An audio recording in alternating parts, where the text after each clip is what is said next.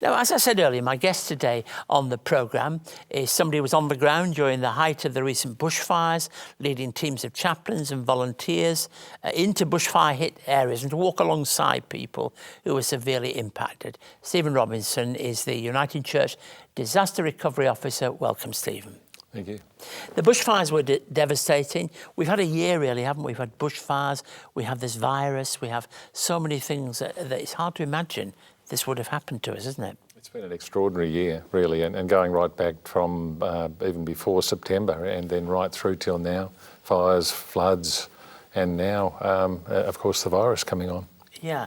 How were your people that were involved in the bushfires? Where did you go to? Tell us a bit about where you were working. Well, my job is a national job, but I have particular responsibility in New South Wales in terms of the Disaster Recovery Chaplaincy Network, and so it really covered every part of the state. We started up in the Tenterfield area in the north, then time spent down on the Central Coast, Mid-North Coast, and then right down to the southern border, and into the Alpine areas as well. So it was virtually all the state. How many people were working with you? We've got the chaplaincy network's got about 330, and I think about 220 of those people were deployed during that time, and many of them many times over. How do you have that all? You know, today is Good Friday, and we're thinking about the cross of Christ and the death of Christ. How does it all match together for you? I think it matches very, very well, very simply, in a sense that Good Friday, a bit like Christmas itself, is about God being with us, and in the sense of Good Friday, though, it's God being with us in the most difficult and the most awful times. In the suffering and all of that? Absolutely, through suffering, through this sense of feeling left out, being sidelined. People find God entering into suffering in a very real way and a very tangible way, and Him coming beside us as we're suffering. And you didn't find when you were being chaplains, your job was to be clever and know all the answers in those kind of situations.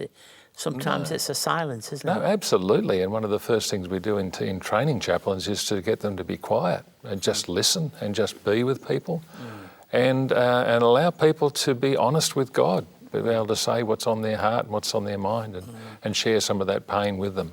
Just to be there with them is the most vital thing. Yeah. What does Good Friday mean to you personally?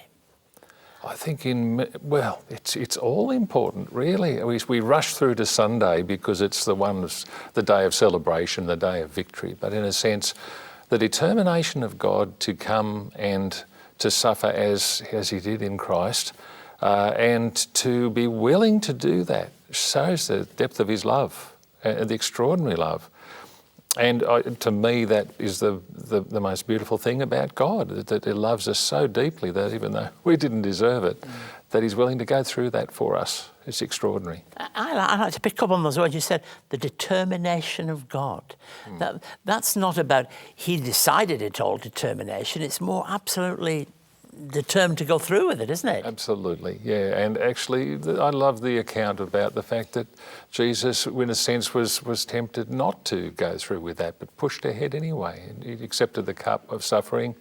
I will do this because this is really this at the very heart of God, and has had cosmic impact on us as a result of that. Everything happens through that cross. So not my will but yours be done, isn't it, moment? Absolutely, yeah. You've been involved in disaster chaplaincy in Australia and across the Pacific Islands for a number of years, including cyclones and Martin Place disaster, a lot of things that have happened. What draws you to this work?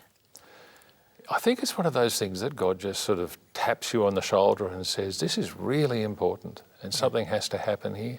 And that's been the thing that's I've been drawn in by my heart, basically. Yeah. That God's just called me to work in this area because it's so vitally important. And it wasn't something that you could have 10 years ago said, I'm going to be doing that. Probably not. Well, it's been in the area of emergency ministry, probably starting with the Rural Fire Service back 20 years ago.